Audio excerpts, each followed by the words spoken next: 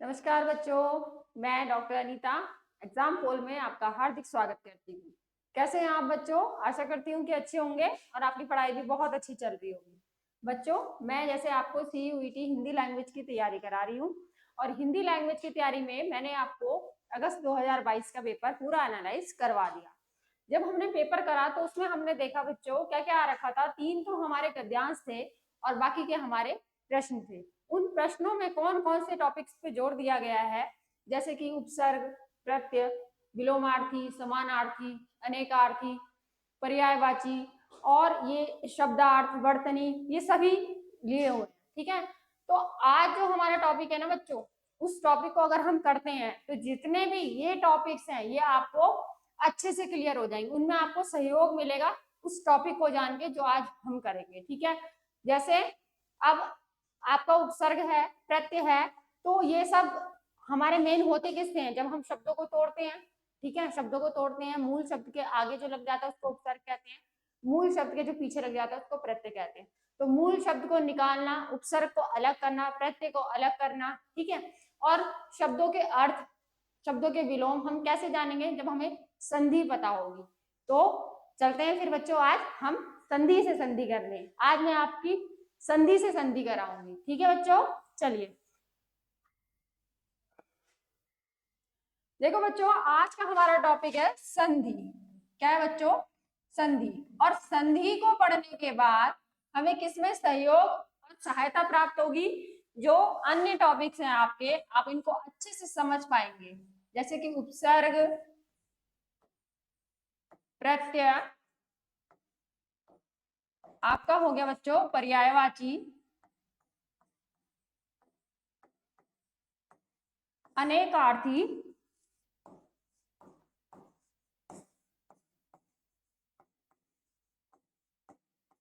शब्दार्थ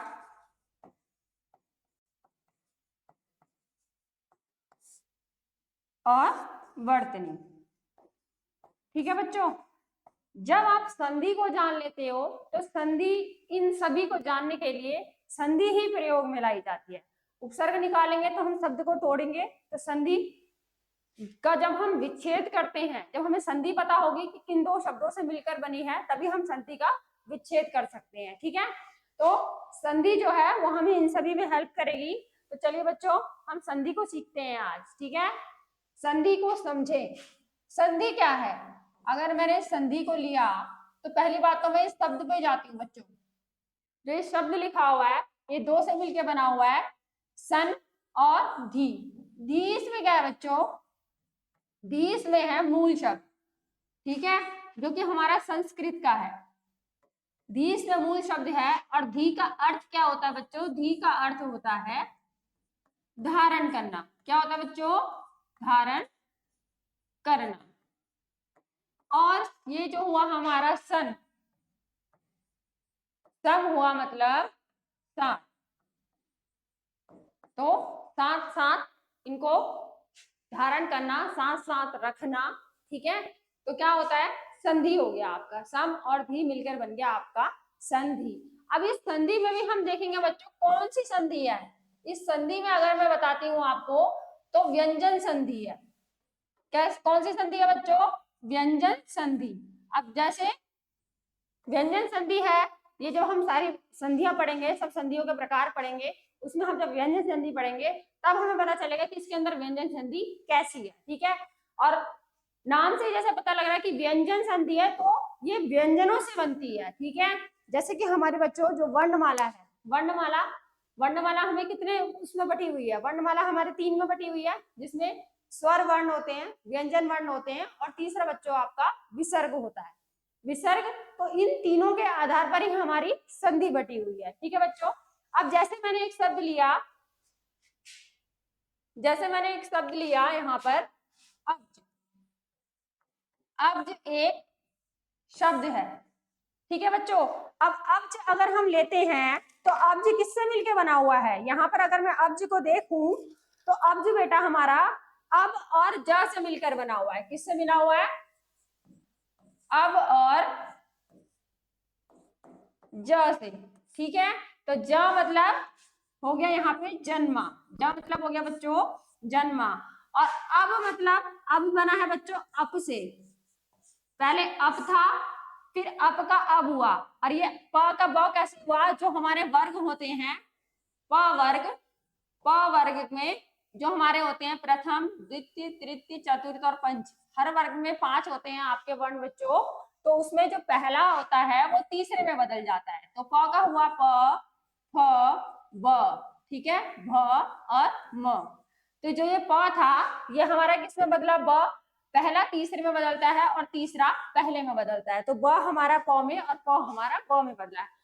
अब का अर्थ क्या होता है बच्चों, अब का अर्थ होता है पानी। जब हमने इसका शब्द का विच्छेद किया, इसका अलग अलग किया, ठीक है, तो हमें पता चला कि ये ज मतलब जन्मा और अब से पानी, ठीक है, तो अब का अर्थ होता है बच्चों पानी। तो यानी कि अब का अर्थ क्या हो गया, हमने कैसे अर्थ निकाला, जब हमने इसकी संधि करी विच्छेद, ठीक है, संधि का विच्छेद किया तो क्या निकल गया, पानी में जन्मा। क्या हो गया बच्चों, अब का अर्थ पानी में जन्मा, ठीक है। अब ये मुझे बताओ कि पानी में कौन कौन जन्म लेता है, पानी में लेता है जन्म कमल, ठीक है, और मछली, और बच्चों क्या जन्म लेती है पानी में, शंख, शंख पानी में होता है, ठीक है, और तो कमल, मछली, शंख और आपका चंद्रमा, ठीक है, तो ये सभी बच्चों क्या होते हैं, पानी में जन्म लेते हैं।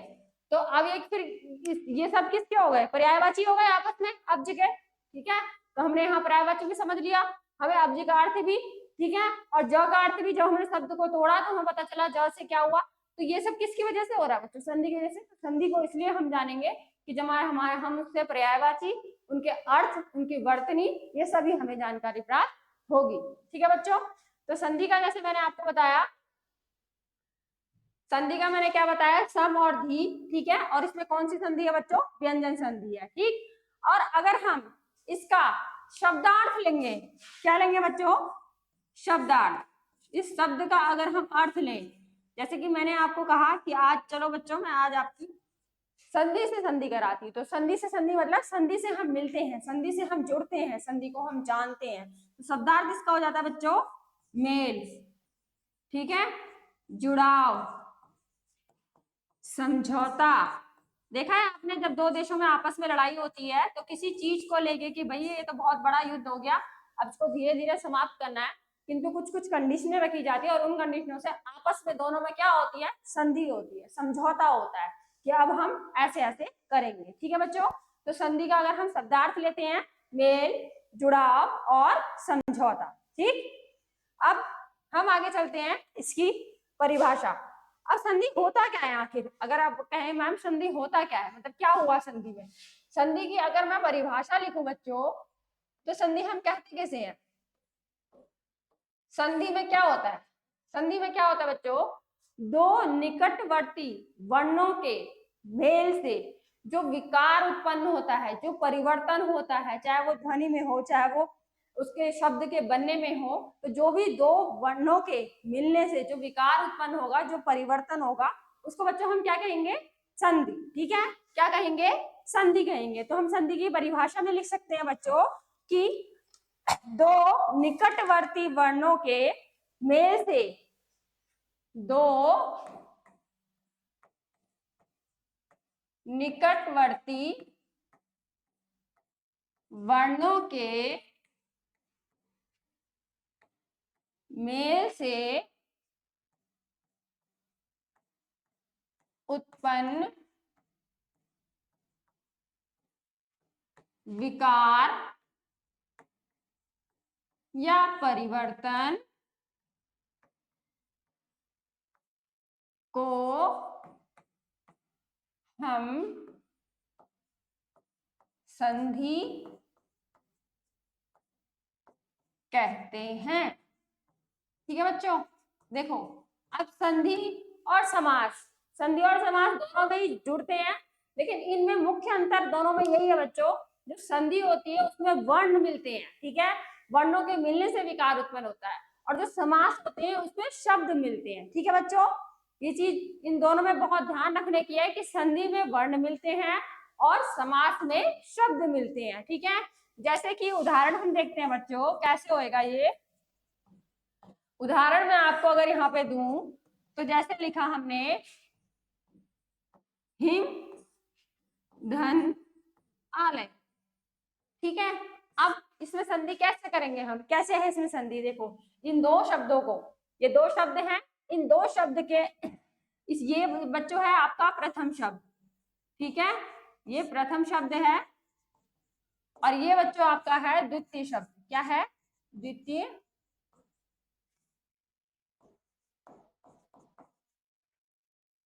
आप इसको लिख सकते हैं दूसरा शब्द भी लिख सकते हैं, ठीक है।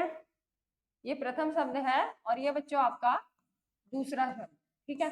अब प्रथम शब्द के अब संधि कैसे करते हैं, देखो प्रथम शब्द के अंतिम वर्ण और द्वितीय शब्द के प्रथम वर्ण, ठीक है, ध्यान देंगे बिल्कुल।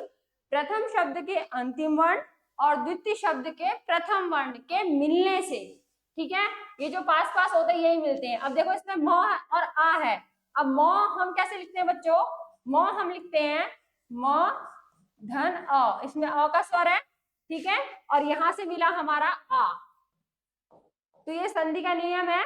अब यहां से क्या हो गया बच्चों, ये अ और आ मिलके क्या बना गए, इन दोनों का मिलके बन गया बच्चों आ, अ और आ मिलके क्या बन गया आ, ठीक है। और यहां से क्या बच गया ही, और म में से अ निकल गया था, अ और आ मिलके आ बन गया और आधा बचा यहाँ पर आधा म, ठीक है। और यहाँ पर क्या बच गया बच्चों, लय। तो अब हम इन दोनों को मिलाएंगे म और आ, म में आ जब मिल जाएगा तो क्या बन जाएगा बच्चों माँ, और यहाँ पे था आपका ही और यहाँ पे ल और यहाँ पर य। तो इस तरीके से हमारी संधि होती है हिम धन आलय, प्रथम शब्द दूसरा शब्द, ठीक है, प्रथम शब्द का अंतिम वर्ण और द्वितीय शब्द का प्रथम वर्ण।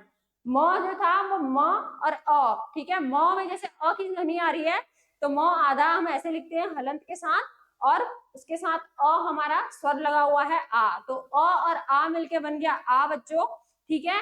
ये आपकी दीर्घ संधि का उदाहरण है बच्चों।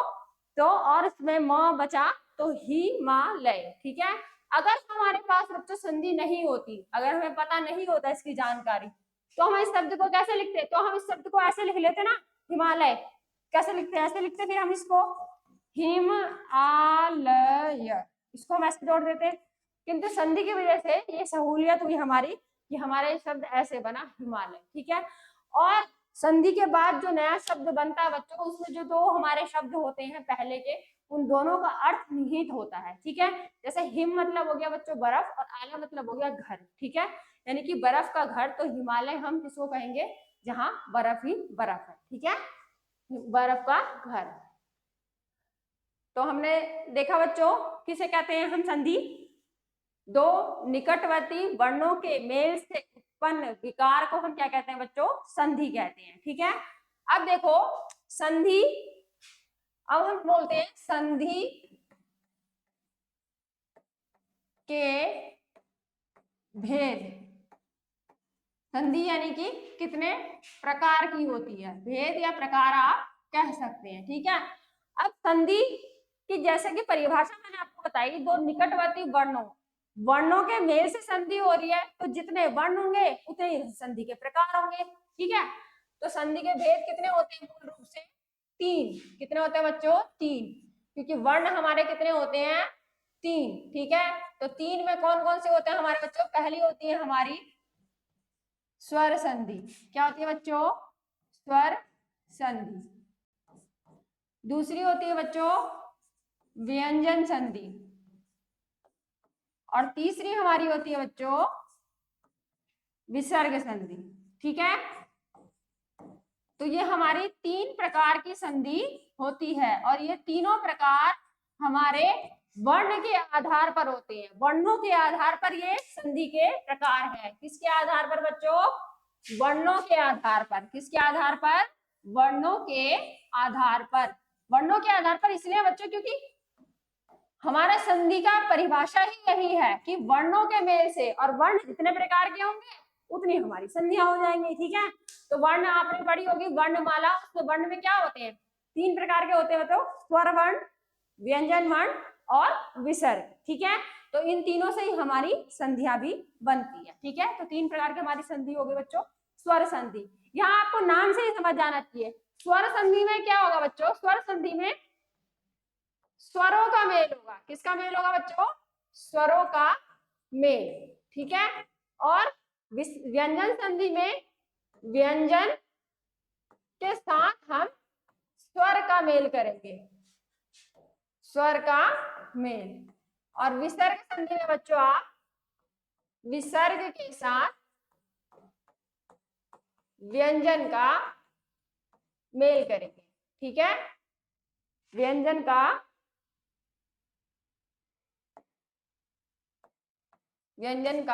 मेल। ठीक है, तो स्वर संधि में बच्चों स्वरों का, दोनों साइड स्वर आएंगे, स्वरों का मेल होगा। आपको स्वर दिखेंगे बीच में तो स्वर संधि, अगर आपको व्यंजन दिख रहे हैं तो व्यंजन संधि, और बीच में आपको विसर्ग दिख रहा है बच्चों तो विसर्ग संधि। ठीक है, ये हमारे हो गए बच्चों संधि के प्रकार। ठीक है, अब हम आगे चलते हैं बच्चों।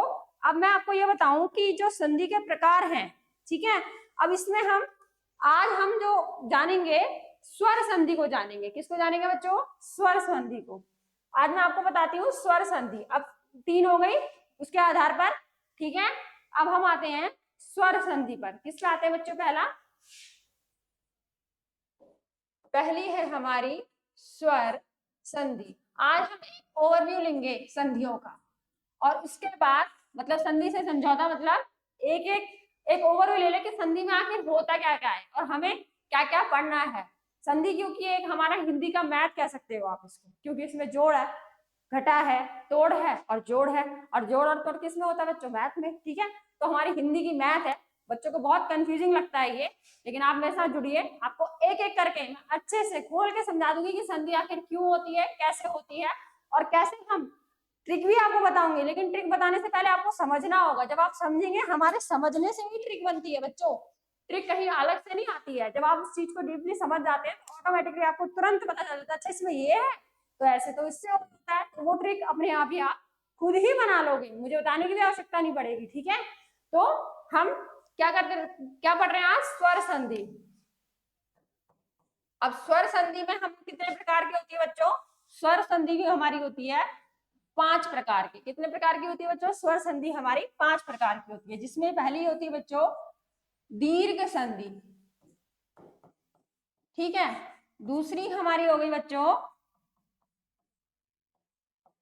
गुण संधि। अभी मैं एक एक करके इससे आपको क्लियर करूंगी, पहले शॉर्ट में। ठीक है, फिर हम डिटेल में पढ़ेंगे।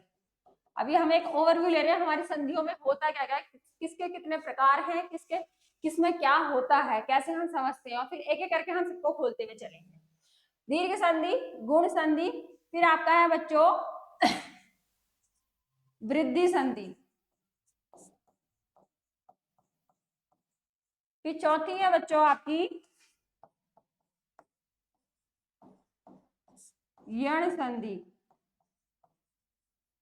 और 5वीं है बच्चों आपकी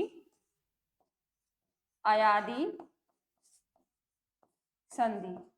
आपके पेपर में बच्चों मुख्य रूप से स्वर संधि ही पूछी जाती है, क्योंकि स्वर संधि अपने आप में ही बहुत बड़ी है। ठीक है, उसके 5 भेद हैं, और 5 भेद आपको क्रम से पता होने चाहिए। कुछ भी पूछ लेगा और प्रश्न ऐसे भी बना लेगा, निम्न में से कौन सी स्वर संधि का प्रकार नहीं है? आपको दे दिया उसने दीर्घ संधि, गुण संधि, वृद्धि संधि और व्यंजन संधि, तो व्यंजन संधि हट जाएगा। ठीक है, और अगर इसमें ये पूछ लिया कि क्या ये चारों के चारों संधि के प्रकार हैं, स्वर संधि के प्रकार हैं, या फिर आपसे पूछ दिया कि स्वर संधि के अंदर कौन सा प्रकार नहीं है, ठीक है, और आपको नाम दे दिए 3 और चौथा कुछ नया नाम दे दिया, इस तरीके से, तो आपको एक क्रम से ही पता होनी चाहिए। दीर्घ संधि, गुण संधि, वृद्धि संधि, यण संधि और अयादी संधि। ठीक है बच्चों, दीर्घ संधि, यण संधि, दीर्घ संधि, गुण संधि, उसके बाद वृद्धि संधि, यण और अयादी। अब इसका अभी मैं आपको शॉर्ट में बताती हूँ। दीर्घ संधि क्या होती है?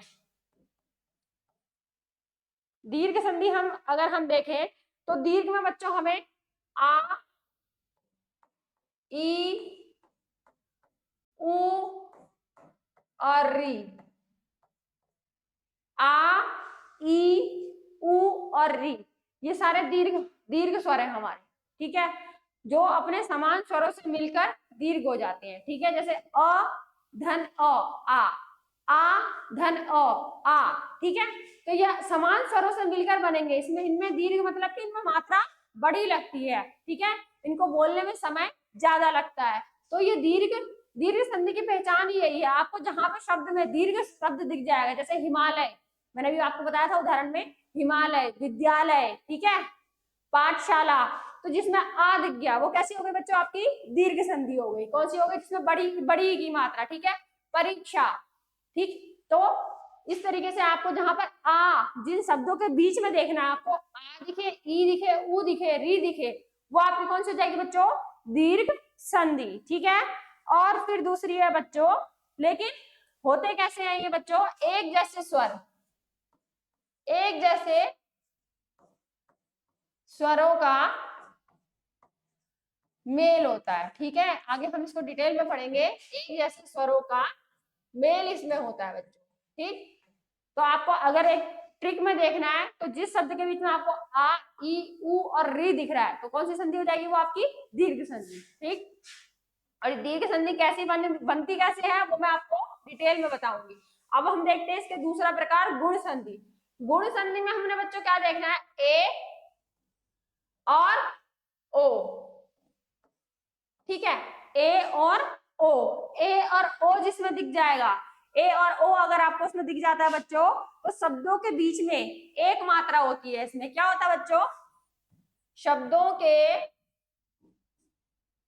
बीच में, शब्दों के बीच में बच्चों यहां पर आपको जिन शब्द के बीच में एक मात्रा दिखेगी, एक मात्रा, तो वहां पर क्या हो जाएगी बच्चों, आपकी गुण संधि। ए की जो मात्रा होती है वो कैसी होती है, ए की मात्रा ऐसे एक होती है, ठीक है, और ओ की मात्रा भी ऐसे एक होती है, ठीक है। तो ऐसे यहाँ पर जब आपको एक मात्रा दिखेगी जिस शब्द के बीच में, जैसे नरेश, दिनेश, सुरेश, ठीक है, इन शब्दों में क्या हो जाएगी बच्चों, आपकी गुण संधि। गुण संधि में किंतु यहाँ एक समान स्वर नहीं है, अलग अलग है, ठीक है, कैसे हैं, अलग अलग हैं। और ये अलग अलग स्वर कैसे होते हैं बच्चों, ये आप आगे पढ़ेंगे। ए और अय कैसे बनता है, अ और ई को मिला के, ठीक है। और फिर है हमारी बच्चों वृद्धि संधि।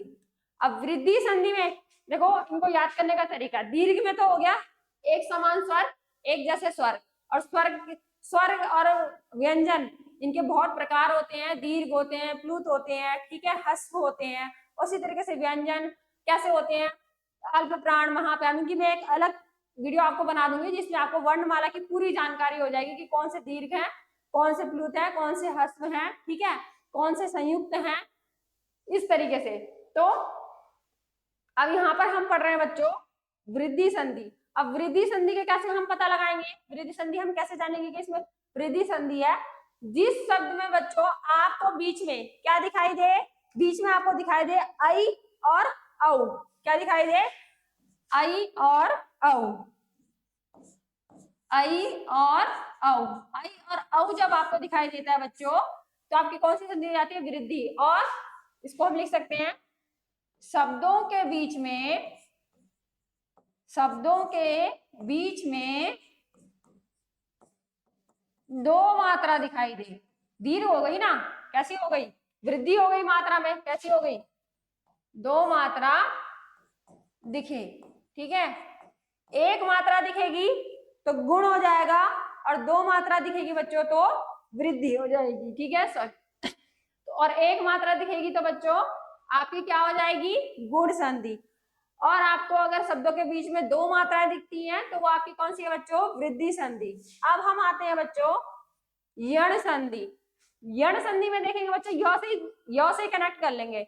यण संधि में जहां पर हमें शब्द के बीच में य, र और व दिखे, क्या दिखे, य, व और र, ये आधे आधे हैं बच्चों, हलंत लगा हुआ है इनमें, ठीक है। य र ल व होता है ना सीक्वेंस में, तो ल हट जाएगा और व आ जाएगा। तो य से यण संधि से य वाला आप सीक्वेंस याद कर लो, य र व, ठीक है। तो य र व जहां आपको शब्दों के बीच में दिखे, क्या दिखे, य र और व, य र व दिखे, और साथ में इनसे इसको पूरा लिख लेते हैं बच्चों, आपको लर्न करने में सहूलियत होगी, समझने में। ठीक है, इसको मैं लिख रही हूँ, देखो, य र व शब्दों के बीच में दिखे, शब्दों के बीच में दिखे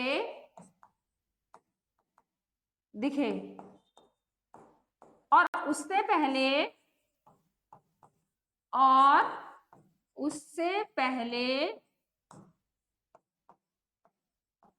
आधा व्यंजन हो। क्या हो बच्चों?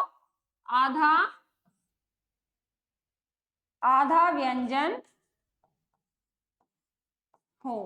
किसी भी शब्द के, कोई भी शब्द है, जब उसके बीच में आपको य र व ये सब दिख रहा है, ठीक है, और साथ में क्या हो रहा है बच्चों, आपको आधा व्यंजन दिखे। कैसा दिखे? आधा व्यंजन दिखे, तो वो कौन सी संधि हो जाएगी बच्चों? यण संधि हो जाएगी। कौन सी हो जाएगी? यण संधि। जैसे हम करते हैं इत्यादि, क्या बोलते हैं? इत्यादि। अब इत्यादि अगर हम करेंगे तो आधा तो आ जाएगा और या आ गया, या, ठीक है। और कौन कौन से होते हैं बच्चों? जैसे कि हमने बोल दिया यद्यपि, ठीक है, यद्यपि जब हम संधि करेंगे, उसकी संधि विच्छेद करेंगे तो बीच में आधा ध आ जाएगा। अब अंतिम आपकी है बच्चों अयादि संधि। अब अयादि संधि भी हम इसी से ले लेंगे, इसके पहले शब्द से, ठीक है, यहां से इसी की ट्रिक हो जाएगी। तो इसको कैसे कहते हैं? अयादि संधि में जहां पे आपको आए, आए, अब और आव, ये ध्यान रखना है, ये एक ही फ्लो में चल रहे हैं, ठीक है, तो ये आपको ध्यान रखना है। आए, आए, अब और आव, आए, आए और अब और आव, ठीक है। ये जब आपको दी जाएंगे आए, आए, अब और आव, तो ये क्या हो जाएंगे बच्चों? आपके अयादि संधि। अ आ रहा है ना, आए, आए, अब और आव, ये जब आपको शब्दों के बीच में दिखते हैं, इसकी आवाज ध्वनि लगती है आपको कि आय की आवाज आ रही है, अब की आवाज आ रही है, तो वो कौन सी हो जाएगी? अयादि संधि, ठीक है। तो ये हमारे स्वर संधि के बच्चों 5 भेद हैं। इनको पहचानने का ये शॉर्ट तरीका है कि जब आपके पास कम समय है, ठीक है, इसको समझेंगे हम एक एक करके पूरा डिटेल में। लेकिन अगर आपको कोई शब्द दिया है, आप अभी घर पे ये होमवर्क करिएगा, कोई भी शब्द देखिएगा और देखिएगा कि इसके बीच में क्या आ रहा है, ठीक है, और फिर इसमें निकालने की कोशिश कीजिएगा कि इसमें कौन सी संधि आएगी, दीर्घ आएगी, गुण आएगी, वृद्धि आएगी, यण आएगी या अयादि आएगी। जैसे पवन हो गया, ठीक है, पवन, पवन, अन आ रहा है ना इसमें, अन, पवन, अगर हम इसको करते हैं तो क्या हो जाएगा? जैसे पावक हो गया, क्या हो गया बच्चों? पावक। पावक में कैसे होता है? आओ आ रहा है ना, आओ, तो आए, आओ, आए और आओ, तो इकट्ठे दोनों को कर लेंगे ऐसे, आए, आए, अब आओ। इस तरीके से अगर आ रही है आवाज आपको, तो कौन सी संधि हो जाएगी? अयादि संधि। इसको एक बार फिर देखेंगे। दीर्घ में आ, ई, ऊ, री, गुण में ए, ओ, गुण है, एक मात्रा और बीच में आएगी। वृद्धि में आई, औ, ये इनकी दीर्घ मात्राएं होती हैं, ठीक है, शब्दों के बीच में 2 मात्राएं दिखेंगी। और यण में आपको य, र, व दिखेगा, ठीक है, और अयादि में आपको आए, आए, अब और आव दिखेगा। तो ये हमारे स्वर संधि के बच्चों 5 प्रकार हैं, ठीक है, स्वर संधि के 5 प्रकार हैं। अब स्वर संधि में हम सबसे पहली संधि में आज चलेंगे बच्चों, दीर्घ संधि, ठीक है। पहले हम स्वर संधि पूरी करेंगे, फिर हम व्यंजन संधि करेंगे, फिर हम विसर्ग संधि करेंगे, ठीक है। तो ये आपने संधि देखी, स्वर संधि के 5 प्रकार, ठीक है। तो पहला हमारी स्वर संधि का प्रकार कौन सा है? पहला मैंने आपको बताया दीर्घ संधि, ठीक। तो दीर्घ संधि क्या है बच्चों? दीर्घ संधि, दीर्घ जैसे मैंने आपको वर्ण बताया, इसमें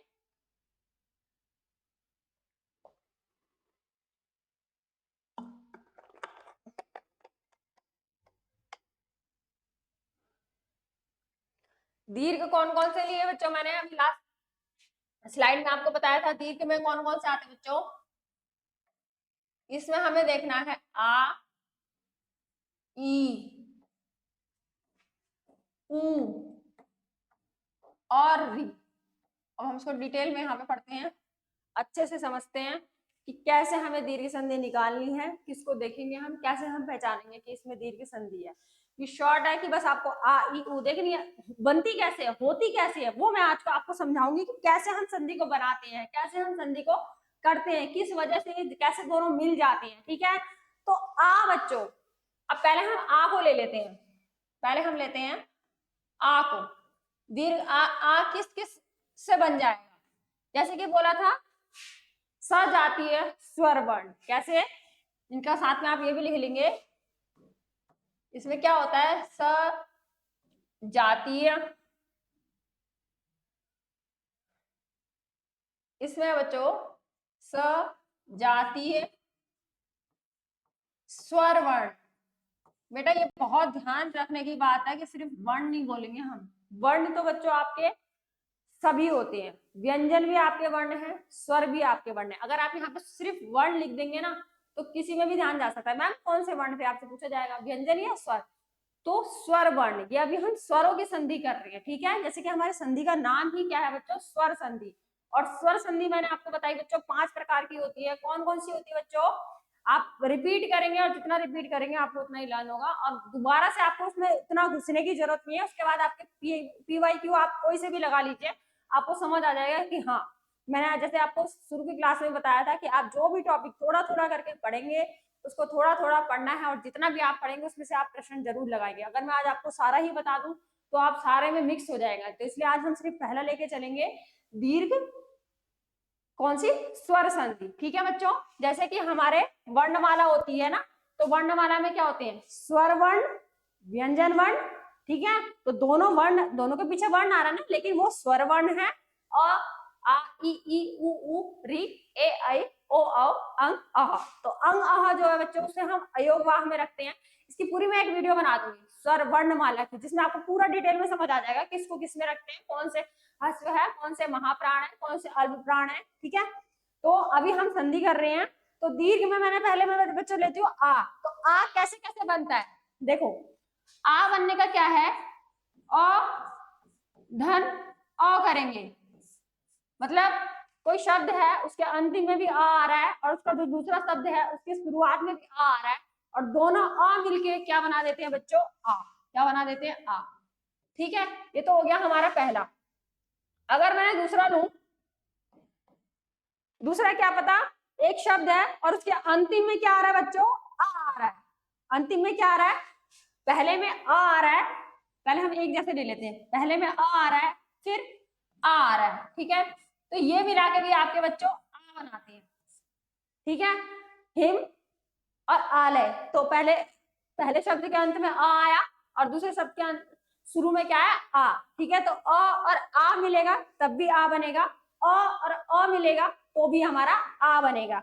अब इसी तरीके से अब हम देखते हैं, अगर हम बच्चों आ के साथ अ मिल रहा है, यानी कि आगे आ रहा है और पीछे दूसरे वाले पद में का शुरू वाला जो वर्ण है वो आ हो रहा है, तब भी मिलके बच्चों हमारे आ ही बनेगा। ठीक है, और तीसरा, चौथा मैं बता रही हूँ बच्चों, अगर आ है, प्रथम शब्द का अंतिम वर्ण आ है और द्वितीय शब्द का प्रथम वर्ण भी आ है, तो ये आ मिलाकर भी हमारे बच्चों क्या, आ ही बनेंगे। ठीक है, तो ये हमारी खोल के डिटेल में है कि आ दीर्घ संधि हमारी किस किस तरीके से बन सकती है। प्रथम शब्द का अंतिम वर्ण अ हो और द्वितीय शब्द का प्रथम वर्ण अ हो, अ मिलकर भी आ बनाते हैं, आ मिलकर भी आ बनाते हैं, आ और अ मिलकर भी आ बनाते हैं, और आ मिलकर भी आ बनाते हैं। तो ये चारों चीजें आपको ध्यान रखनी है, ये हमारे दीर्घ संधि में अ वाला हमने लिया है। ठीक है, अब जैसे इसके हम एक एक एग्जाम्पल ले लेते हैं, उदाहरण लेंगे, जैसे स्व, धन, अर्थ। ठीक है बच्चों, अब देखना है, इसका डिटेल में आपको समझाऊंगी, आप देखेंगे कैसे संधि हुई। वो क्या है बच्चों, वो कैसे लिखा हुआ है, वो को अगर हम खोलते हैं तो व धन अ। ठीक है, और ये स ऐसे ही रहेगा, क्योंकि हमने ये प्रथम जो शब्द है इसका अंतिम वर्ण ले रहे हैं। अब ये द्वितीय शब्द है और इसका प्रथम वर्ण लेंगे, और इसका प्रथम वर्ण क्या है, स्वर वर्ण है अ। जैसे कि नाम से ही है बच्चों, ये दीर्घ, दीर्घ कैसी है, दीर्घ स्वर संधि है। कौन सी है? दीर्घ संधि। ठीक है, स्वर संधि का प्रकार है ये, तो इसको हम दीर्घ स्वर संधि भी लिख सकते हैं, ताकि आपको याद रहे कि ये स्वर संधि का प्रकार है। ठीक है, तो मैं यहाँ पे पूरा लिख देती हूँ बच्चों, दीर्घ स्वर संधि। तो इससे आपको थोड़ा और क्लियर हो जाएगा कि ये जो दीर्घ है, ये दीर्घ संधि लिखा हुआ आया तो ये स्वर संधि का ही प्रकार है, तो दीर्घ स्वर संधि। ठीक है, अब इधर देखेंगे कैसे बनी हमारी संधि। स्व में व और अ, और यहाँ का हमारा ये द्वितीय शब्द है, इसका हमने अ ले लिया, तो अ धन अ, मैंने क्या बताया बच्चों, आ बनता है, तो अ धन अ में मिलके क्या बन गया बच्चों, यहाँ पे आ बन गया, आ बन गया। ठीक है, और ये क्या रह गया, आधा व। ठीक है, और ये क्या है यहाँ पर, आधा स, और यहाँ पर क्या था बच्चों, पीछे से बचा हुआ थ और ऊपर र। तो आधे व में जब हम हमारे व्यंजन की क्या विशेषता होती है बच्चों, स्वर की विशेषता होती है कि वो स्वतंत्र रूप से बोले जाते हैं, किंतु जो हमारे व्यंजन वर्ण होते हैं बच्चों, उनको बोलने के लिए हमें स्वरों की सहायता की आवश्यकता पड़ती है। ठीक है, तो अब ये आधा वो है, और वो जब आ के साथ मिल जाएगा तो क्या बन जाएगा, वा। क्या बन जाएगा बच्चों, वा। और यहाँ से आधा स, तो स वा स्वा ऋत, तो क्या बन गया हमारा शब्द, स्वार्थ। क्या बन गया बच्चों, स्वार्थ। तो स्व धन अर्थ। अब ये देखा आपने कैसे संधि हुई, इसमें अंतिम वर्ण लिया हमने अ, व में से अ निकल गया, और इसका लिया अ, तो अ और आ बन गए, तो ये हमारा शब्द बन गया बच्चों स्वार्थ। ठीक है, आप इसको अगर और सहूलियत के लिए लिखना चाहते हैं तो ऐसे लिख लेंगे यहाँ पर। इसको मैं मिटा देती हूँ, ये मैंने आपको समझा दिया किस तरीके से हमारी संधि हुई है। तो यहाँ पर हमारा संधि मेल किसका हुआ है, इसमें हमारा अ और अ का मेल हुआ है। ठीक है, तो अ और अ मिलके हमारे क्या बने हैं, आ, और हमारा शब्द क्या बन गया बच्चों, स्वा। ये दोनों मिले हैं और हमारा शब्द बन गया स्वार्थ। स्व आगे से वही रहेगा, और अ मिलके जैसे मैंने आगे बताया आपको क्या बन गया बच्चों, स्वार्थ। अब अ और आ मिलेंगे हम, तो जैसे अ हो गया, एक शब्द लेंगे पहले अ, तो हमने लिखा यहाँ पे मुक्त। ठीक है, अब फिर है आ, तो अब यहाँ पे लिख दूंगी मैं आकाश। अब आप ऐसे समझेंगे। ठीक है, तो इससे भी हमारी, अब देखो मैंने कहा था बीच का वर्ण देखना है, बीच का शब्द वर्ण अगर हमने देखा तो आ है, आ की ध्वनि आ रही है स्वा, आ। ठीक है, तो आ से क्या हो गया हमारा, दीर्घ स्वर संधि। ये आपकी डिटेल है, इसको आप अच्छे से समझेंगे। ठीक, और ध्यान से तसल्ली से सीखना है, आपने समझना है। ठीक है, वो ट्रिक व्रिक वो हमारी बाद में अपने आप लगती रहेगी, जब हम ये समझ लेंगे तो हमारी ट्रिक आ जाएगी निकल के, समझ के बाद ही ट्रिक आती है बच्चों। ठीक है, तो स्वार्थ, तो अ और आ, अब ऐसे अब अ और आ, यहाँ अ और अ था, इसमें अ और आ है, तो मुक्ता धन आकाश। अब वही अ और आ मिला, त में से अ निकल गया और अ और आ बन गया, तो आ जब हमारा आधे तो में लगा तो ता बन गया, तो इसका अर्थ क्या बन जाएगा बच्चों, इसमें यहाँ पर हमारा अ और आ का योग हो गया बच्चों, तो यहाँ पर हमारा शब्द बन गया मुक्ता काश। क्या बन गया बच्चों, मुक्ताकाश। क्या बन गया बच्चों हमारा, मुक्ताकाश। ठीक है, मुक्ताकाश जिसे हम कहेंगे। अब आ और अ का ले लेते हैं हम, आ और अ, तो आ और अ में देखो हम ये वाला शब्द ले लेंगे, महा धन अर्णव।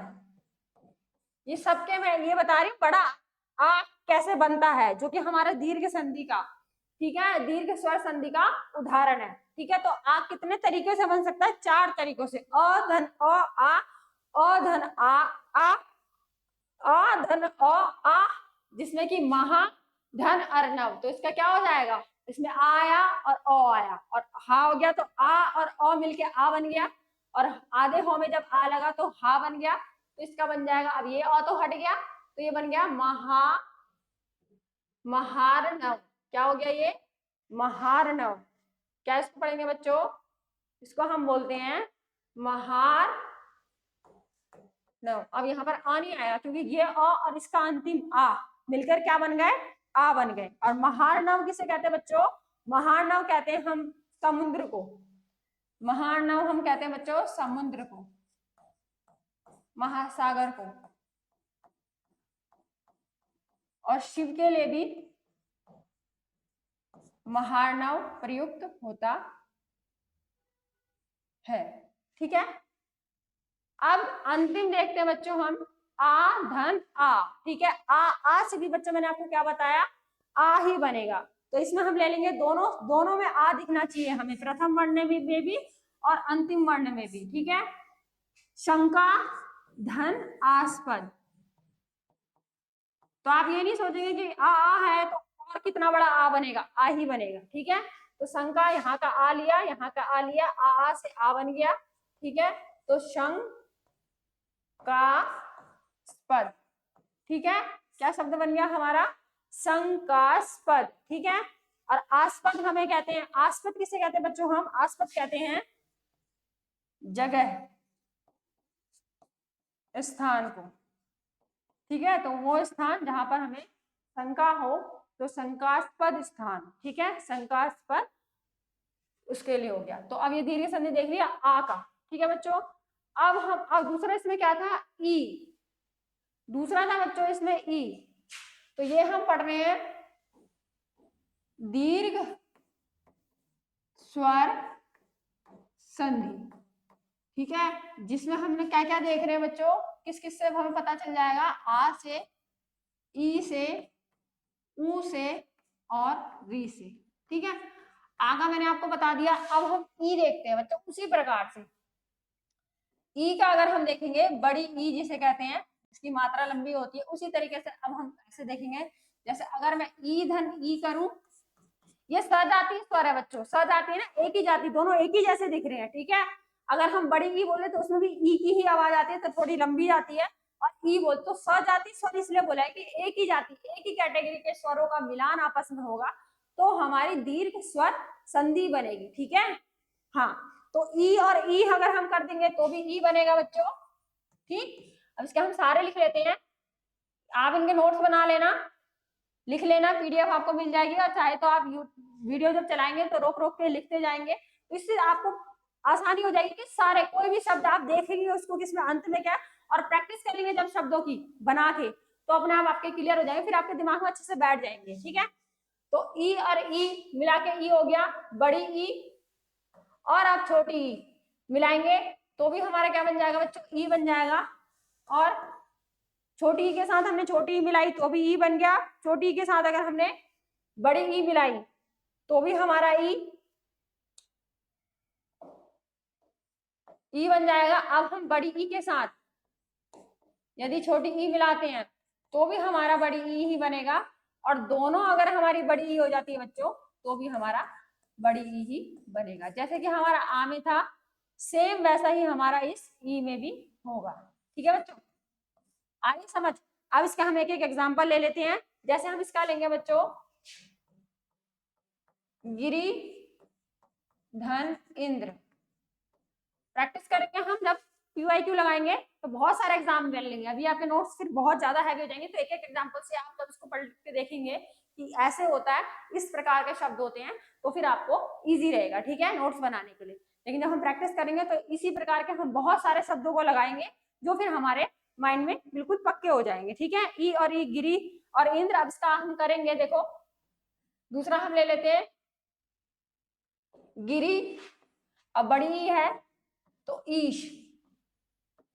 ठीक है, तीसरा हम ले लेंगे बच्चों, बड़ी ई पहले और छोटी ई बाद में, तो उसमें हम लेंगे बच्चों मही धन इंद्र। अब हम दोनों में बड़ी ई लेंगे बच्चों, दोनों में बड़ी जो हम ले रहे हैं बच्चों, उसमें हम क्या ले रहे हैं, पृथ्वी धन ईश। क्या ले रहे हैं, पृथ्वी धन ईश। अब चलिए हम इनकी संधि कर लेते हैं। प्रथम शब्द द्वितीय शब्द, प्रथम शब्द का अंतिम वर्ण, द्वितीय शब्द का प्रथम वर्ण, यही हमारी परिभाषा बनती है। आप यहाँ समझेंगे, ऑटोमेटिकली परिभाषा को रटना नहीं होता कि हम रट रहे हैं जी परिभाषा। अरे हम यहाँ पे करके देख रहे हैं संधि, तो हम क्या कर रहे हैं, वही तो कर रहे हैं। प्रथम पद का अंतिम वर्ण, द्वितीय पद का प्रथम वर्ण को मिलाने से जो विकार, जो बदलाव हो रहा है, उसको हम संधि कह रहे हैं बस। ठीक है, तो यही हमारी परिभाषा और यही हमारे एग्जाम्पल है। ठीक है, अब गिरी और इंद्र, अब दोनों को मिला के बननी क्या है, बड़ी। तो बच्चों देखो, जैसा हम पेपर में लिखा हुआ आता है गिरीन्द्र, तो ये क्या है, गलत हो गया। वर्तनी अशुद्धि हो गई। जब हमसे संधि हमें मेल आ जाएगा, ठीक है, तो हमें पता लग जाएगा ना कि नहीं गिरीन्द्र ऐसे नहीं होता। तो कैसे होता है, जब हम दोनों तरफ छोटी ई देख रहे हैं तो दोनों तरफ छोटी ई मिला के क्या बनती है, छोटी ई तो बनती नहीं है, नहीं बनती ना। तो क्या हो जाएगा इसका हो जाएगा बच्चों गिरीन्द्र। क्या हो जाएगा बच्चों, गिरीन्द्र। ठीक है, तो ये हमारी वर्तनी, मैंने आपको जैसे बताया कि जो हम संधि सीख रहे हैं उससे हमें पर्यायवाची भी, उसके अर्थ भी और उनके क्या वर्तनी अशुद्धि है वो सभी का ज्ञान हमें प्राप्त होगा। तो इन चीजों को देखेंगे जब संधि करेंगे तो अपने आप ही आपको आप उसमें से वर्तनी छांट सकते हैं कौन सी गलत है। ठीक है, अगर गिरीन्द्र कहीं पे लिखा है तो उसको तोड़िए, ठीक है, तोड़ के देखिए गिरी और इंद्र दोनों में, क्योंकि इंद्र सार्थक शब्द है और इंद्र में बड़ी की मात्रा तो आती नहीं, ठीक है, और गिरी में भी बड़ी की मात्रा नहीं आती, तो दोनों मिला के जब हम लिखेंगे गिरी धन इंद्र तो बन जाएगा गिरीन्द्र। क्या बन जाएगा बच्चों, गिरीन्द्र। ठीक है, और गिरीन्द्र मतलब होता है बच्चों बड़ा पर्वत, हिमालय, बड़े पर्वत को कहते हैं हम बड़ा पर्वत, हिमालय। ठीक है, तो ये सब इनके पर्यायवाची भी हैं आपस में। ठीक है, हिमालय, ये हो गया बच्चों आपका हिमालय। ठीक है, अब ये देखो गिरी धन ईश, अब ये एक छोटी दूसरी बड़ी तो भी मिला के क्या बनेगी, बड़ी ई ही बनेगी, तो हम इसको लिख देंगे गिरीश। ठीक है, तो ये वर्तनी है। ठीक है, वर्तनी भी हम साथ में देख रहे हैं। तो गिरीश क्या होता है बच्चों, गिरीश होता है ईश, गिरी मतलब पहाड़ हो गए, ईश मतलब भगवान हो गए, तो पहाड़ों का राजा। ठीक है, तो पहाड़ों का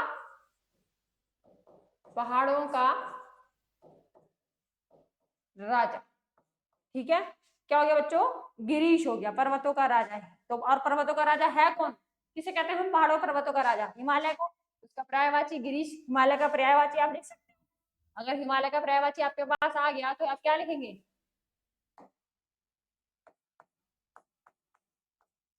तो यहाँ पर आप देख रहे हैं,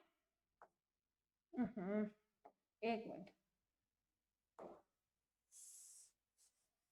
स्पेस थोड़ा कम है, छोटा लिखती हूँ। पहाड़ों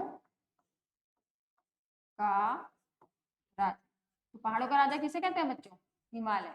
ठीक है, तो अब देख रहे हैं आप यहाँ पे आपको हिमालय के भी पर्यायवाची याद करने को मिले, गिरीन्द्र भी हो गया, गिरीश भी हो गया, ये सभी आपके हिमालय के पर्यायवाची है। अब हम लिखते हैं बच्चों, हमने लिखा मही धन इंद्र, तो ये भी क्या हो जाएगा, बड़ी और छोटी मिला के क्या बन जाएगा, बड़ी ही बनेगा, तो ये बन गया बच्चों महेंद्र। क्या बन गया, महेंद्र। ठीक है, और महेंद्र का मतलब क्या होता है बच्चों, महेंद्र भी हम किसको कहते हैं, महेंद्र हम इंद्र को कहते हैं, और आकाश के देवता, साथ में संधि और साथ में उसका पर्यायवाची भी आपको समझ आ रहा है। अब पृथ्वी धन ईश, तो क्या हो जाएगा, बड़ी मात्रा लगेगी, दोनों को मिला के बड़ी हो गई। ठीक है, पृथ्वीश। अब पृथ्वीश कौन होता है, पूरे ब्रह्मांड का राजा हो गया ना, ब्रह्मांड का, पृथ्वी पूरी जितनी भी पूरी पृथ्वी है उसका ईश, उसका भगवान, तो संपूर्ण विश्व के स्वामी। क्या हो जाएगा बच्चों, पृथ्वीश किसे कहेंगे हम, संपूर्ण विश्व के स्वामी या भगवान, जो भी आप कह सकते हैं। ठीक है, क्योंकि ईश माने भगवान, स्वामी वही होता है। ठीक है, देखा आपने, गिरिधन इंद्र गिरीन्द्र, बड़ा पर्वत हिमालय, गिरिधन ईश गिरीश, पहाड़ों का राजा हिमालय, महीधन इंद्र महेंद्र, इंद्र और आकाश के देवता, पृथ्वी धन ईश और पृथ्वी संपूर्ण। अब सभी शब्दों में देखो बच्चों, मैंने आपको इसीलिए वहां एक बार सारे लिखवा दिए, अब मैं उस ई के संबंधित आपको सारे शब्द बता रही, और भी हम करेंगे वो हम पीवाईक्यू में करेंगे। देखो बड़ी ई, देखो अब अगर अब आपको ये ना बताओ सपोज, अब जैसे कि आपको अब आप अपनी ट्रिक में आ जाइए, जो आप कहते हैं ना ट्रिक, अब ट्रिक में आ जाइए, पूरा डिटेल में समझ लिया, अब ट्रिक में आ जाइए अपनी। ये देखिए, जिस शब्द के बीच में हमें बड़ी ई दिख रही है, गिरीश, गिरीश, महेंद्र, पृथ्वीश। ठीक है, तो अगर ये शब्द आपको दे दिया चार ऑप्शन है कि बताइए निम्न में से दीर्घ स्वर संधि किसमें है, तो आप देखेंगे पृथ्वीश, भी बड़ी की मात्रा आ रही है बीच में, हाँ, तो और ये भी पृथ्वी धन ईश से बना है। समझ रहे बात को, तो समझना होता है, ट्रिक अपने आप निकल के आ जाती है। ठीक है बच्चों, अब हम आगे चलते हैं। मैंने ई और ई का बता दिया बच्चों आपको, अब मैंने तीसरा आपको बताया था ऊ। क्या बताया था बच्चों, ऊ। अब ऊ से भी हम देखेंगे कैसे ऊ बनता है। एक बार मैं यहाँ पे फिर लिख देती हूँ ताकि आपको ध्यान में रहे कि ऊ हम किस में देखते हैं। ऊ हम देखते हैं बच्चों वही दीर्घ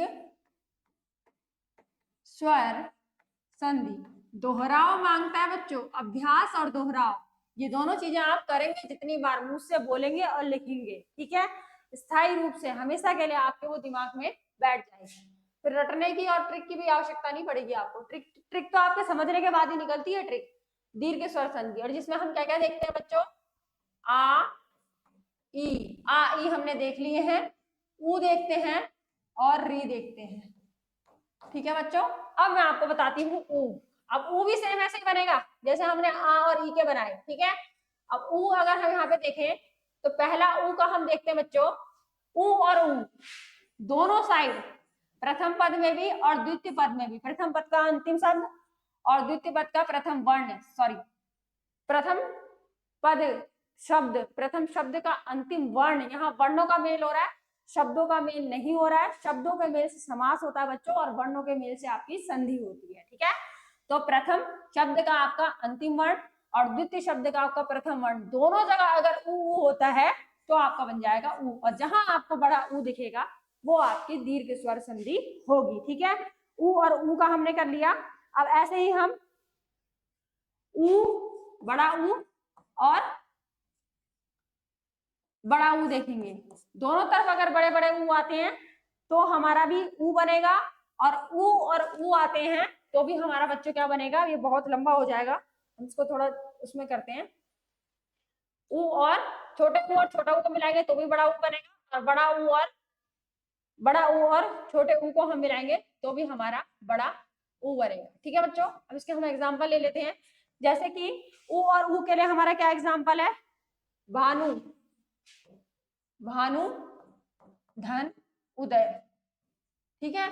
तो क्या था ऊ और ऊ, ये देखो प्रथम शब्द का अंतिम वर्ण क्या आ रहा है, ऊ, छोटा ऊ है और यहाँ पे भी छोटा ऊ है, तो ऊ मिलके बड़ा ऊ बना देंगे, और वो बड़ा ऊ जब हमारे यहाँ से इसमें से स्वर निकल गया तो आधा नौ बचा, जब आधे नौ में हमारा बड़ा ऊ मिल जाएगा तो नू बन जाएगा, ठीक है। तो वो बन गया नू, और आगे से हमारा था भा नु दय, ठीक है।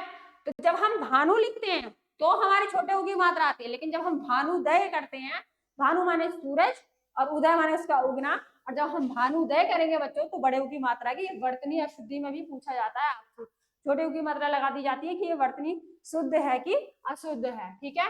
तो यहाँ पे हमारा मेल किसका हुआ, यहाँ पे इन दोनों का मेल हुआ, ठीक है, और इन दोनों के मेल से क्या बन गया ऊ, ठीक, और जो हमारा लग गया न में और बन गया हमारा भानुदय, ठीक है। दूसरा हम देखते हैं, यहाँ पर है स्वयंभू, मैं आपको एक एक एग्जांपल बता रही हूँ ताकि आप समझ जाएं कि ऊ कैसे बन रहा है, ठीक है। और स्वयंभू धन हमने कर दिया उदय, ठीक है।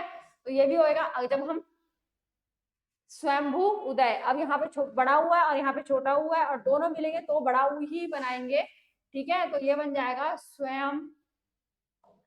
स्वयंभू दय, ठीक है, क्योंकि ये दोनों तो मिल गए तो ये ऊ अब यहाँ आएगा नहीं, दय बचा तो स्वयंभू दय। और स्वयंभू दय हम किसको बोलते हैं बच्चों, पृथ्वी या भूमि से निकला, स्वयंभू मतलब भूमि को कहते हैं और उदय मतलब उठना या निकलना, ठीक है। तो इसको बोल देंगे हम पृथ्वी या भूमि से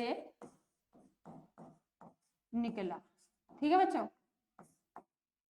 तो ये हमारा ऊ वाला था, ठीक, और एक मैं और आपको ले लेती हूँ री वाला साथ में, ठीक है। अब री का अगर हम लेते हैं तो री में भी हमारे को दीर्घ संधि ही, दीर्घ स्वर संधि ही आएगी, तो जिसमें हम लेते हैं बच्चों री धन री, अगर हम करते हैं तो री ही बनता है, ठीक है। तो इसका हम उदाहरण देखते हैं बच्चों, पितृ धन ऋण, पितृ ऋण, तो क्या बन जाएगा, ये री से री ही बनेगा, तो इसका बन जाएगा बच्चों पितृ ऋण। पितृ ऋण होता है जो, किसे कहेंगे पितृ ऋण, मतलब जो हम पितृ वो करते हैं, माता पिताओं का जो कर्ज होता है पितृ ऋण जिसे कहते हैं, उनका कर्ज उतारना, ठीक है, पितृ ऋण, उनका कर्ज कोई उतार ही नहीं सकता। तो ये पितृ और धन ऋण, तो री और री इसकी मात्रा हो गई ऐसी, री की मात्रा हमारी ऐसी होती है बच्चों, ठीक है। ठीक, तो ये बन गया पितृ ऋण। ठीक है, तो चलिए मैं आपको पूरा समझाती हूँ हमने शुरू से क्या सीखा। ठीक है, अब बहुत ये सिर्फ मैंने अभी एक ली है दीर्घ स्वर संधि, और दीर्घ स्वर संधि के बाद हमारी आएगी फिर आपकी कौन सी आएगी, दीर्घ के बाद मैंने आपको बताई गुण आएगी, गुण के बाद आपकी कौन सी आएगी बच्चों, वृद्धि आएगी, यण आएगी और अयादि आएगी। ठीक है, यण में य व र आ जाएगा, अयादि में अय आए अब आ जाएगा। ठीक है, दीर्घ में आपने देख लिए बड़ा आ, बड़ी ई, बड़ा ऊ और री आ जाएगा। ठीक है, और उसके बाद हमारी कौन सी वृद्धि, वृद्धि संधि में आपके हो जाएगी बच्चों ए और ओ। ठीक है, वृद्धि में कौन सी हो जाएगी। अब हम इसके रिवीजन करेंगे बच्चों, रिवीजन हम करते हैं शुरू से। देखो हमने क्या पढ़ा, संधि। अब ये इस तरीके के जहां पे भी हमारे स्वर स्वर ही चल रहे थे, तो ये जो आपको संधि में कौन सी संधि है, तो यहाँ पर ये देखो व्यंजन है, तो ये व्यंजन संधि है। और मैंने बताया आपको, आपसे भी क्वेश्चन भी पूछ सकता है कि संधि में कौन सी संधि है, तो संधि में कौन सी संधि है बच्चों, व्यंजन संधि है। और संधि दो शब्दों से मिलकर बना है, सम धन धी। धी मतलब होता है धारण करना, सम मतलब साथ। और अगर हम इस शब्द का अर्थ लेते हैं बच्चों तो मेल, जुड़ाव या समझौता। ठीक है, फिर देखो बच्चों, जैसे कि अगर मैंने बताया आपको कि अगर हम संधि सीखते हैं तो हम उसके पर्यायवाची और उसके अर्थ भी हम निकालते हैं। जैसे कि मैंने उस अब्ज शब्द लिया, तो अब्ज शब्द अब और ज से मिलकर बना है। ज मतलब हो गया बच्चों जन्मा, और अब जो शब्द है वो उससे पहले अप था, और अप से वो अब बना, क्योंकि जो प्रथम वर्ण होता है वो तृतीय वर्ण में बदल जाता है हर वर्ग का। तो प फ ब में तृतीय ब आता है, तो अप का अब का अर्थ होता है पानी, पानी में जन्मा बच्चों कमल, मछली, शंख, चंद्रमा। तो ये सब अब्ज के पर्यायवाची हो गए। अब आपसे पूछ सकता है, ऐसे भी पूछ सकता है कि निम्न में से चंद्रमा का पर्यायवाची कौन सा नहीं है, वहां पर आप अब्ज देखेंगे तो वो भी पर्यायवाची ही होता है चंद्रमा। शशि शेखर, शशि शेखर, चंद्रशेखर, मैंने आपको पर्यायवाची कराए थे, उसको बताए थे। तो अब्ज भी आपका बच्चों चंद्रमा का पर्यायवाची होगा। ठीक है, क्योंकि पानी में जन्म। अगले में चलते हैं बच्चों, फिर मैंने बताया आपको इसकी परिभाषा, दो निकटवर्ती वर्णों के मेल से उत्पन्न विकार या परिवर्तन को हम संधि कहते हैं। ठीक है, उदाहरण जैसे हम कहते हैं हिम धन आलय। अब यहाँ पर कैसी संधि देखनी है, प्रथम शब्द का अंतिम वर्ण और द्वितीय शब्द का प्रथम वर्ण दोनों मिलकर क्या बनाएंगे, विकार उत्पन्न करेंगे। यहाँ पे म था, म हमारा आधा निकल गया, अ यहाँ से आया, आ यहाँ से आया, और अ और आ मिलकर बन गए आपके आ, तो हिम धन आलय बन गया बच्चों आपका हिमालय। ठीक है, उसके बाद देखो संधि के भेद बताए मैंने आपको, संधि के भेद मैंने बताया जितने वर्ण होते हैं उसी के आधार पर, क्योंकि हमारी संधि ही वर्णों के मेल से उत्पन्न विकार है, तो जितने हमारे वर्ण होंगे उतनी ही हमारी संधि के भेद या प्रकार होंगे। तो वर्ण हमारे तीन होते हैं बच्चों, जैसे कि आप यहाँ पे आप ये भी लिख सकते हैं, जैसे अब ये है एक शब्द अंत, अंत है, अतः। ठीक है, अब ये अतः मैंने ले लिया। अब इस अतः में देखेंगे आप क्या क्या है, ये जो अ है बच्चों ये स्वर है। ठीक है बच्चों, ये जो त है बच्चों ये व्यंजन है, और जो इसमें ये विसर्ग लगा हुआ है, ये विसर्ग की मात्रा ऐसे होती है, इसको बोलते हैं बच्चों विसर्ग। ठीक है, तो इन्हीं तीनों के आधार पर ही हमारे संधि के प्रकार होते हैं। तो वर्णमाला जो हमारी होती है उस वर्णमाला में ये तीनों आते हैं। ठीक है, और विसर्ग हमारे ये जो होते हैं बच्चों, इसको हम ऐसे होते हैं अंग, और ये अह, ये दोनों जो हमारे होते हैं बच्चों, इसे हम अयोगवाह में रखते हैं। ये आपको पूरा डिटेल से जितना भी कैसे भी क्या है सब मैं आपको एक वर्णमाला के ऊपर पूरी वीडियो बना दूंगी, जिसमें आपको स्वर क्या है, स्वर्ण वर्ण, स्वर और व्यंजन, व्यंजन में कौन से दीर्घ है, कौन से संयुक्त व्यंजन है, कौन से अल्प प्राण है, कौन से महाप्राण है, कैसे हम उसको छाटेंगे, अल्पप्राण महाप्राण। ठीक है, घोष अघोष ये सारे, और संयुक्त व्यंजन है, कौन से संयुक्त स्वर है, कौन से मूल स्वर है, ये सभी आपको अलग से मैं समझा दूंगी। लेकिन यहाँ पर मैं संधि के भेद बता रही हूँ कि जिसने वर्णों के आधार पर, तो वर्ण जैसे होते हैं हमारे उसी के आधार पर हमारी संधि होती है। स्वर संधि में स्वरों का मेल होगा, नाम से ही पता चल रहा है। व्यंजन संधि में बच्चों व्यंजन स्वर का, व्यंजन व्यंजन भी हो सकता है, व्यंजन के साथ स्वर का मेल होगा, और विसर्ग में आपको बच्चा विसर्ग के साथ मेल हो जाएगा व्यंजन का। ठीक है, नेक्स्ट में चलते हैं बच्चों। नेक्स्ट मैंने बताया अब स्वर संधि, स्वर संधि ही अपने आप में बहुत बड़ी है, और ज्यादातर सवाल स्वर संधि में से ही पूछे जाते हैं, क्योंकि उसके 5 प्रकार होते हैं। और जो बच्चों को कंफ्यूज करते हैं कि कौन सा अयादि है, कौन सा गुण है, कौन सा वृद्धि है, कौन सा दीर्घ है, और जिसे मैंने बहुत ही आसान तरीके से आपको समझा दिया। दीर्घ में दीर्घ वाले स्वर देखेंगे आ, ई, उ, री, और एक जैसे स्वरों का मेल होता है। ध्यान रखना, एक जैसे स्वरों के मेल से जो दीर्घ स्वर बन जाएगा वहीं पर दीर्घ संधि होगी। दूसरा आपकी गुण संधि है बच्चों, इसमें एक मात्रा होती है शब्दों के बीच में और ए और ओ आता है। वृद्धि संधि में ए और औ आता है और शब्दों के बीच में कौन सी बच्चों, दो मात्राएं होंगी। फिर आती है हमारी यण संधि। यण से देखो कैसे याद करेंगे, य से य र व, मैंने बताया आपको य र ल व होता है, तो य र ल व होता है, ल हटा देंगे, य र व जब आएंगे लगातार शब्दों के बीच में दिखे और य व र दिखने के साथ उसके आगे जो शब्द होगा वो आधा होगा, तो वो आपका यण संधि में आ जाएगा बच्चों। फिर है आपकी अयादी संधि। अयादी से ऐसे ट्रिक बना लेना, अय, तो इसमें अय से शुरू होगा, अय आय अब आप, ठीक है। ये कैसे किससे मिलकर बनेंगे, इनमें कैसे आवाज निकलेगी, कैसे हम देखेंगे, डिटेल में हम पढ़ेंगे एक एक करके। तो ये हमारे होगा स्वर संधि के 5 भेद। उसके बाद मैंने बताया, अब हमने आज जो समझी है बच्चों दीर्घ स्वर संधि, ठीक है। तो किसी भी शब्द में आज आप देखेंगे, क्वेश्चन लगाएंगे या कोई भी शब्द देखेंगे, प्रैक्टिस करेंगे घर में, ठीक है, कि दीर्घ स्वर संधि कैसे कैसे आई, आ से, ई से और ऊ से और री से, ठीक है। तो और आ बनता कैसे कैसे है, अ धन अ आ, आ धन आ धन अ आ और आ धन आ, ठीक है। ये सभी इस टाइप के होंगे और तो आ बनेगा तो कौन सी हो जाएगी, दीर्घ स्वर संधि, ठीक है।